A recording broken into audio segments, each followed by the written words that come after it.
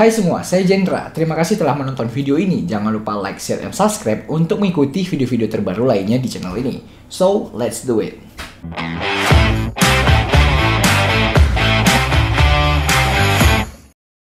Di episode sejauhan kali ini, kita akan membahas sejarah kelam pada masa Perang Dunia Kedua tentang Nazi Jerman. Lebih spesifiknya, kita akan membahas propaganda media oleh Nazi Jerman yang menyebabkan hilangnya jutaan nyawa. So, mari kita ulas pembahasan ini di sejauhan sejarah dan pengetahuan.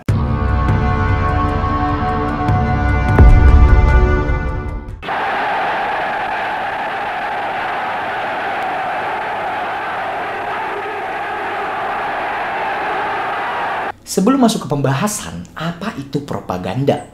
Propaganda adalah usaha untuk mempengaruhi opini publik dengan menyebarkan informasi yang sesuai dengan kepentingan atau ideologi tertentu untuk tujuan mempengaruhi pendapat, sikap, dan tindakan seseorang, kelompok, atau masyarakat pada suatu hal. Kalau singkatnya dari saya sini, propaganda adalah usaha untuk mendoktrin pikiran seseorang sehingga mempengaruhi tindakannya. Oke, lanjut. Pada saat kepemimpinan Adolf Hitler menjadi kanselir Jerman, ia membentuk Kementerian Bimbingan Kebangsaan dan Propaganda pada tanggal 13 Maret 1933 di bawah pimpinan Joseph Goebbels yang merupakan salah satu tokoh utama dalam partai Nazi dan sahabat dekat Adolf Hitler. Tujuan dibentuknya kementerian ini adalah untuk menyatukan rakyat Jerman di bawah ideologi Nazi dan membangkitkan dukungan untuk kebijakan-kebijakan yang dibuat oleh Hitler. Tugas dari kementerian ini tuh adalah, pertama, mereka merumuskan, menetapkan, dan melaksanakan kebijakan propaganda Nazi di semua bidang, termasuk politik, ekonomi, sosial, budaya, dan militer. Ini merupakan strategi dan metode untuk menyebarkan pesan-pesan yang diinginkan oleh partai Nazi kepada masyarakat Jerman. Yang kedua, mengontrol dan menyensor semua bentuk media, termasuk surat kabar, radio, film, poster, buku, seni, dan musik, agar sesuai dengan ideologi dan kepentingan partai Nazi. Nanti kita akan bahas lebih lanjut mengenai poin ini. Yang ketiga, mengorganisir dan mendanai berbagai macam acara dan kegiatan yang bertujuan meningkatkan dukungan dan loyalitas rakyat terhadap Hitler dan partai Nazi. Seperti mereka tuh mengadakan pawai, rapat umum, festival, pameran, dan kompetisi olahraga. Jadi setelah berkuasa, Hitler dan Nazi ini tuh banyak membuat berbagai acara di negara Jerman untuk menggait dukungan dari rakyat-rakyat Jerman. Jadi semakin banyak acara tuh rakyat Jerman semakin senang. Dan mereka pun lambat laun mengikuti ideologi Nazi. Tugas yang keempat, mereka mengkoordinasikan dan mengawasi berbagai organisasi dan lembaga yang terlibat dalam propaganda Nazi. Seperti kantor berita utama, Reich Press Office, kantor film resmi, Reich Film Office, kantor radio resmi, Reich Radio Office, kantor seni resmi, Reich Chamber of Culture, dan kantor pemuda resmi, Reich Youth Leadership. Yang kelima, mereka melakukan penelitian dan survei untuk mengukur efektivitas dan dampak propaganda Nazi terhadap opini publik, serta untuk mengidentifikasi kelompok-kelompok sasaran dan pesan-pesan yang sesuai. Lalu bagaimana cara Nazi mengontrol dan menyensor semua bentuk media? Mereka membuat undang-undang yang melarang publikasi atau penyiaran yang dianggap mengancam keamanan negara, menentang ideologi Nazi, atau mengkritik pemerintah.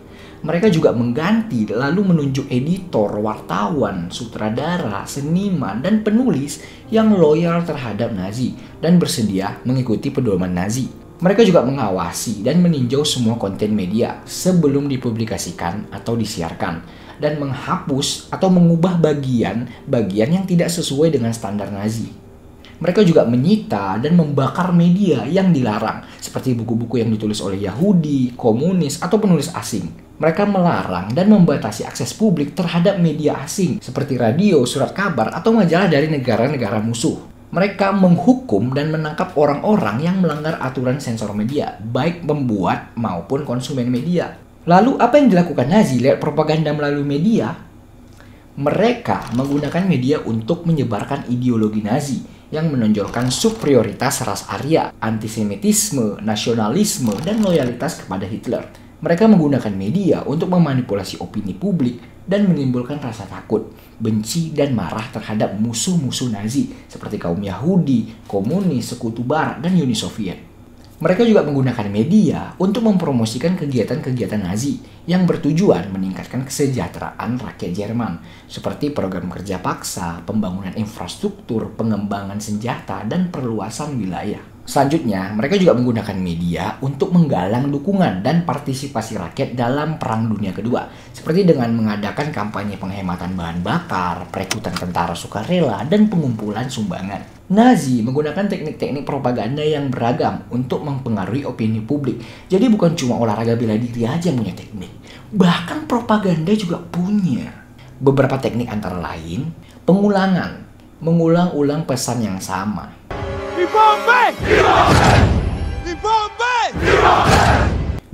Bukan itu maksud saya. Ini bukan negara Marvel Universe. Contohnya itu seperti mereka mengulang-ulang slogan Enfol, Enrich, Führer, yang artinya satu rakyat, satu negara, satu pemimpin, untuk menunjukkan kesatuan dan loyalitas mereka terhadap Hitler dan partai Nazi. Lalu ada teknik penyederhanaan, menggunakan slogan atau simbol yang mudah diingat, seperti simbol swastika sebagai simbol dari partai Nazi, dan salam Heil Hitler sebagai tanda hormat kepada pemimpin mereka, yaitu Adolf Hitler. Ada juga namanya teknik generalisasi, mereka menggunakan pernyataan umum tanpa bukti. Misalnya mereka mengklaim bahwa orang-orang Yahudi adalah penyebab masalah di Jerman dan di dunia. Mereka juga mengklaim bahwa orang-orang ras Arya adalah ras terbaik dan paling unggul di antara semua ras. Lalu teknik stereotip, menggambarkan kelompok tertentu dengan cara negatif dan positif. Misalnya mereka menggambarkan orang-orang Yahudi sebagai makhluk jahat, rakus, licik, dan tidak manusiawi. Mereka juga menggambarkan orang-orang Jerman sebagai makhluk mulia, berani, setia, dan patriotis.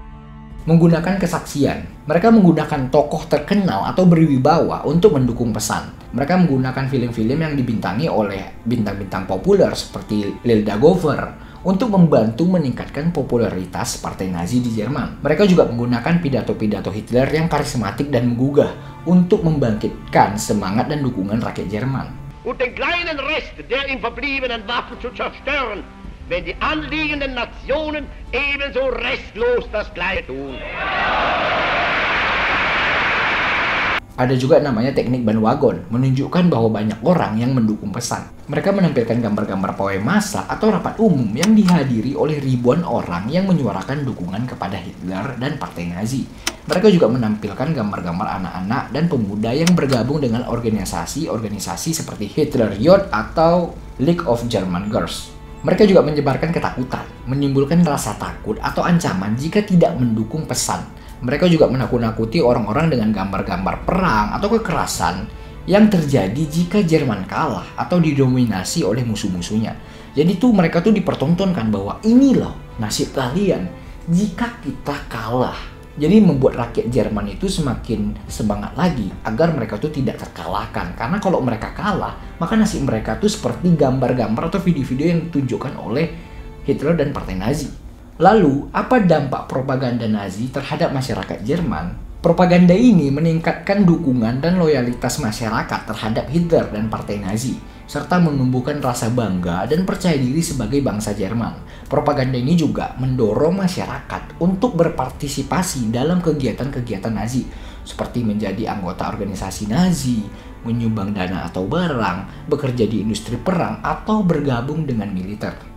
Propaganda ini menyebarkan rasa benci dan permusuhan terhadap kelompok-kelompok yang dianggap musuh atau rendah oleh Nazi, seperti kaum Yahudi, komunis, sekutu barat, dan Uni Soviet. Ini juga menimbulkan rasa takut pada rakyat Jerman dan ketidakpercayaan terhadap media asing atau sumber informasi yang berbeda dengan propaganda Nazi. Misalnya dari informasi-informasi asing atau informasi-informasi yang tidak sesuai dengan propaganda Nazi. Jadi tuh mereka tuh tidak percaya itu akan informasi-informasi yang ada. Ini juga menyebabkan keterasingan dan kesendirian bagi orang-orang yang tidak setuju atau tidak terpengaruh oleh propaganda Nazi, karena mereka harus menyembunyikan pendapat atau keyakinan mereka. Jadi tidak 100% rakyat Jerman itu setuju dengan ideologi Nazi ini. Banyak juga orang-orang yang tidak percaya atau tidak setuju dengan ideologi Nazi. Cuma mereka tuh nggak bisa menentang secara umum. Mereka tuh akan jadi dipenjara atau dibunuh kan oleh si ini. Jadi mereka itu harus menyembunyikan pendapat atau kepercayaan mereka. Oke, lalu apa dampak propaganda Nazi ini terhadap kaum yang dianggap musuh bagi Nazi? Yang pertama, membuat kaum yang dianggap musuh menjadi sasaran diskriminasi, pengucilan, penganiayaan, dan pembunuhan massal oleh Nazi dan kolaborator mereka. Ini membuat kaum yang dianggap musuh menjadi korban dari kekejaman dan kejahatan perang yang dilakukan oleh Nazi dan sekutu mereka, seperti pemerkosaan, penyiksaan, perbudakan, dan pemusnahan. Ini juga membuat kaum yang dianggap musuh menjadi terpecah dan terisolasi dari masyarakat internasional karena adanya hambatan komunikasi, transportasi, dan bantuan kemanusiaan. Jadi karena Jerman ini udah menguasai beberapa daerah, jadi daerah-daerah yang udah dikuasai Jerman itu, misalnya kayak kaum-kaum yang dianggap musuh itu, mereka tuh tidak bisa mendapatkan bantuan atau komunikasi secara langsung dengan masyarakat internasional karena akses di negara mereka itu udah dikuasai oleh Jerman. Ini juga membuat kaum yang dianggap musuh menjadi saksi dari kehancuran dan penderitaan yang dialami oleh bangsa-bangsa lain yang diserang oleh Nazi, seperti Polandia, Perancis, Inggris, dan Uni Soviet. Ini juga membuat kaum yang dianggap musuh menjadi pihak yang berperan dalam melawan dan mengalahkan Nazi dalam Perang Dunia Kedua, baik secara militer maupun secara diplomasi. Lalu apa langkah Nazi ini dalam memusnahkan kaum-kaum yang mereka anggap sebagai musuh?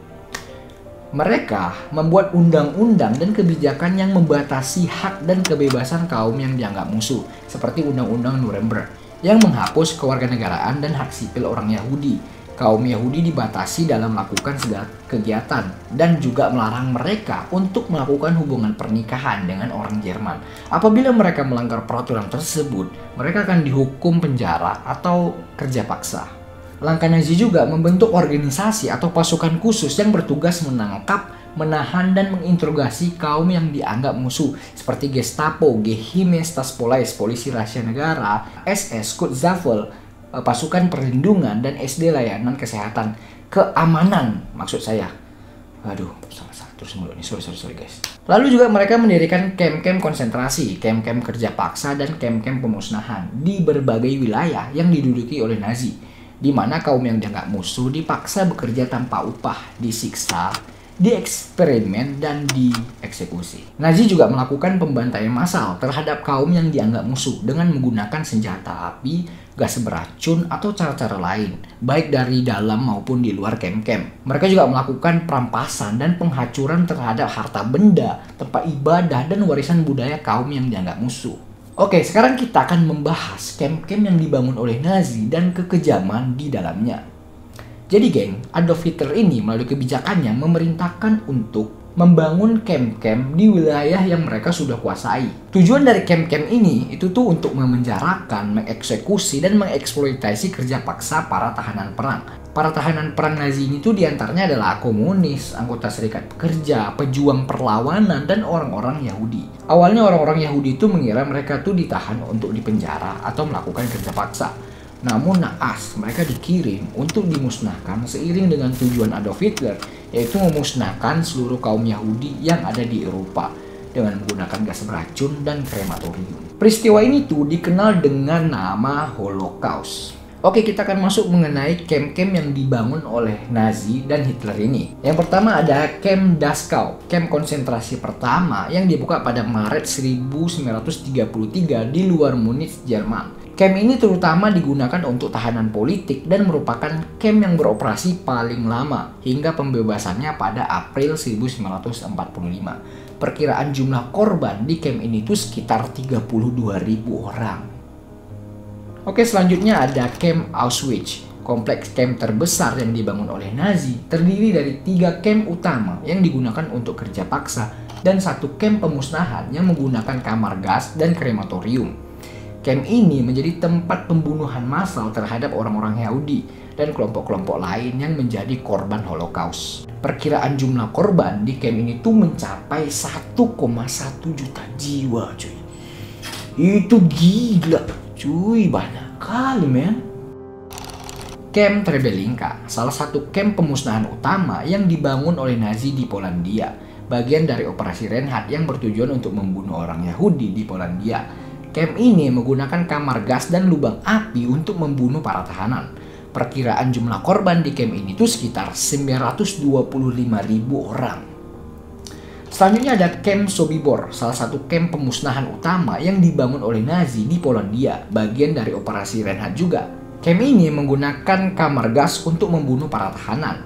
Perkiraan jumlah korban di camp ini itu sekitar 250.000 orang.